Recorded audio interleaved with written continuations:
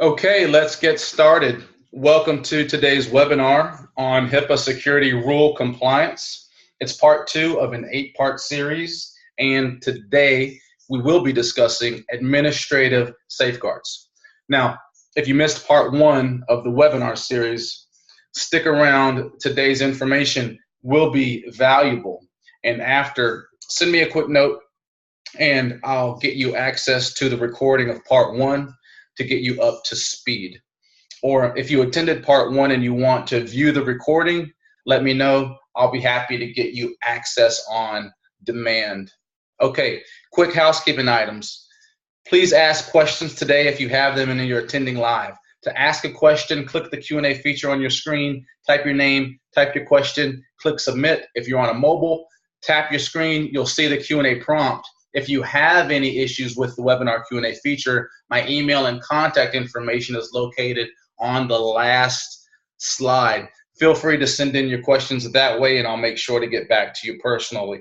Keep in mind, we have a big group today, so if time runs out and we've not answered your question, we'll promptly follow up with you after.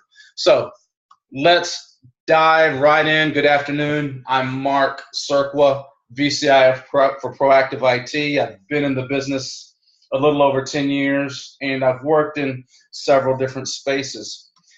I've brought the team with me today: Noel Sutherland, Director of IT and VCIO for Proactive IT, 17 years experience in the space, and saving best for last, our company visionary, Keith Foda, CEO of Proactive IT. He's been in the industry for over 25 years, and Keith sits on the CompTIA Advisory Committee. You probably know CompTIA, but if you don't, CompTIA is the voice of the world's IT industry, and CompTIA sets top-level standards for IT best practices across the globe. Well, enough about us. Let's talk about the HIPAA Security Rule and dig into how to accomplish compliance regarding administrative safeguards. Now, the first thing I want to do today is demystify the HIPAA Security Rule. The concept is very easy, very simple to understand. So if you're new to this, you're in luck, because after today, you're going to have a roadmap on how to get started on a plan to achieve HIPAA Security Rule compliance, okay? We're going to give you a strategy. We're going to break this thing down into logical pieces. Here's the first tip in the demystification process, okay? If you're addressing HIPAA security compliance and this isn't led by the CEO and championed by at least one other C-level executive other than the CIO, you have bigger problems here. So if that's your case, stop the webinar now, go get your CEO, go get your CFO, your COO, get them on board before you spend a whole lot of time on this, okay? Now, if you are a CIO watching this today and you don't and you won't get buy-in from leadership, I would encourage you to keep doing your research and learning the HIPAA Security Rule space, okay? And go ahead and start building some policy around this so you can approach leadership and encourage company-wide implementation of some standards, okay? Hopefully that'll translate into the implementation of some controls, right? Then you'll have lots of job security, quite frankly. Oh, and by the way, if leadership is bearing down on you, Mr. CIO, to put these controls in place without policy written first, you know that's a no-no, okay? So I would respectfully decline to take on a project like that. And look, writing policy only costs the time it takes for stakeholders to sit down and address this issue, okay? If they're not willing to invest personal time, respectfully tell them not to waste your time. I may even go as far to have them sign off on a document saying that you, Mr. CIO will not be held liable for any future HIPAA infractions. Okay? Here's the thing. If your company is the next victim of an OCR visit, the Office of Civil Rights, which is managed by the Department of Health and Human Services, all eyes may turn to you unless you've covered your 6. For all of you non-military out there, that means to cover your rear. Okay? The second step in your 6-step plan is addressing security standards. That begins with administrative safeguards. Okay? Now, one must implement reasonable and appropriate administrative safeguards that will establish the foundation for covered entities or a business associate's security program. Administrative safeguards. You can read the definition here for yourself. Basically, these are administrative actions you take to ensure that the security measures you've put in place are managed properly, and also how your staff is managed and trained to protect electronic patient records. And there are 9 subsections of the administrative safeguard section. The first subsection carries the most weight, okay? And this states that covered entities and their business associates need have a security management process in place to implement policies and procedures that will detect, contain, and correct security violations. Now, I'll go out on a limb here and say that 100% of healthcare organizations have already experienced or will experience a security violation. But the important question to ask yourself is, do we have a security management process in place to detect the violation, to contain the violation, and to correct the violation? So in part 1 of the webinar series, we talked about required and addressable standards. The security management process is, in fact, a required standard. It's a critical path to comply. So let's break this down into pieces and listen. We have 13 administrative safeguards, so I'm not going to spend a whole lot of time on each one. I'm going to list the definition, summarize each point, okay? Risk analysis. You can look at risk analysis like this. You must identify potential areas of risk throughout your electronic work environment. Then what you want to do is just look at the probability of something bad happening there, right? Ask yourself, where are we exposed? What are the chances something's going to go wrong? And I'll give you a hint. Email right now is a big area of exposure with ransomware and other malware running rampant. So that would be a good example of a vulnerable area with a very high risk, okay? And email is just one of several examples, many others, okay? Risk management. It's the process of making decisions on how to address the security risks, okay? You'll implement those security measures in order to reduce risks. And some sample questions you want to ask yourself here.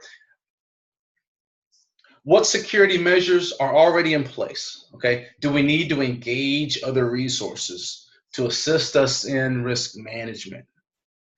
A very important one, obviously, executive leadership. Are they involved? Okay. Do you have security processes that are being communicated throughout the organization? Sanction policy, easy. How are you going to discipline your employees that don't comply? Ask yourself this question. Do we have a sanction policy? Are employees required to sign a statement of adherence? Do our employees have examples of what violations look like? Okay. Information system activity review sounds a little more complicated. It is. You have to have a system in place to regularly review information system activity. For example, audit logs, access reports, security incident tracking reports. So ask yourself here, what logs or reports are generated by our information system? Is there a procedure to describe how to go about a specific type of view? Okay. Now, on the assigned security responsibility, this is a very important standard, and it's very simple. It will make you ask the question, who will be operationally responsible for assuring that the covered entity complies with the HIPAA security rule? Okay. Now, this does require that one individual be designated for all the responsibility. I'd make the suggestion here and say, form a committee, delegate specific responsibilities out to staff. Okay. That's a big weight to carry. So hand off some of the load to capable staff or a third party. At the end of the day, one person will be held responsible. Okay, moving on. Workforce security. Addressable standards. They're not required, but one must evaluate, assess, and document why they would not implement these workforce security standards. It's broken down into three parts: authorization, workforce clearance, and termination procedures. So who has authority to determine who can access e-PHI? Okay. Ask, do appropriate staff have access to necessary information? Do termination policies assign responsibility for removing information system or physical access? Okay, ask yourself these questions and make sure you find the answers.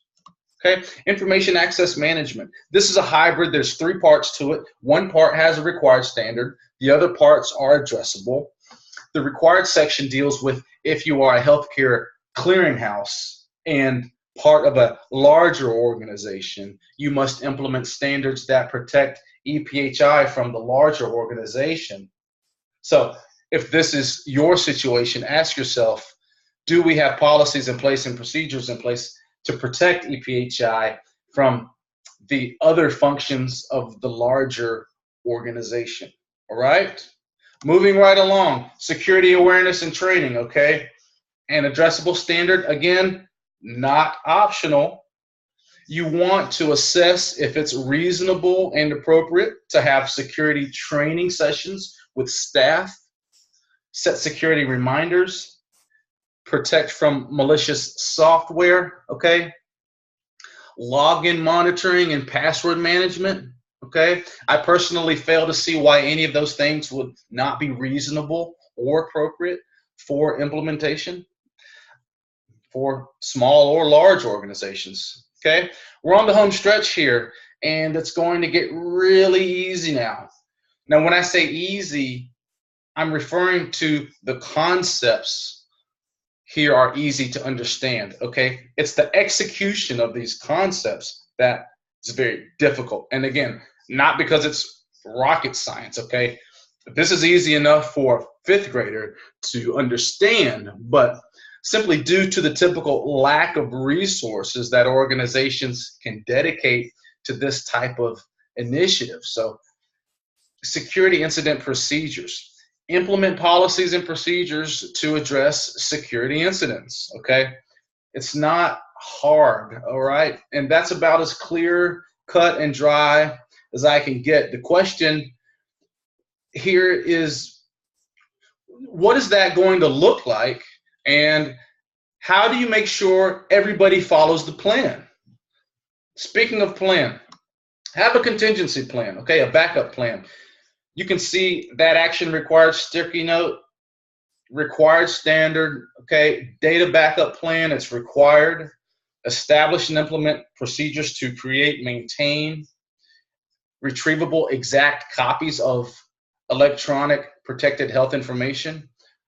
Also, a disaster recovery plan, much different than a data backup plan, okay?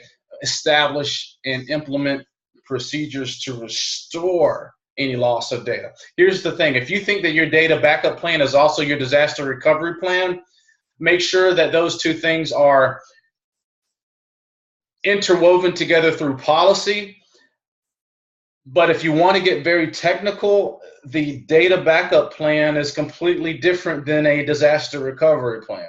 So if you ask someone about our disaster recovery and they talk back to you about data backup, make sure you're talking about the same thing, okay? These are two different things, okay? And there are some other addressable requirements included within this standard, okay? Evaluation. I'd say that a quarterly review need be done to determine if your strategy is up to date with operations. And look, it's difficult to evaluate yourself from the inside. Best practices, use a third party or at least an independent department within your organization to perform evaluations. The last item today is a very slippery slope. This is the administrative safeguard dealing with business associates. And if you remember from part one, the omnibus really cracks down on the business associate relationship, okay? Word to the wise, a chain is only as strong as its weakest link. So I suggest going in and viewing all those business associate contracts and begin the process of determining if they're in fact in compliance with the agreement you have with them. Now, you do have business associate agreements with all your vendors who can access your e-PHI, don't you? Okay, I hope the answer is yes. That's all I have for today. I'm going to follow up with a text version of today's webinar, the slide deck, and I can share the recording for those of you who want it. You can also share it. Feel free. Please RSVP and tune in next week where we will be covering part 3 of the series, and we will be discussing physical safeguards. And with that, this webinar is officially over. Have a great day, everyone.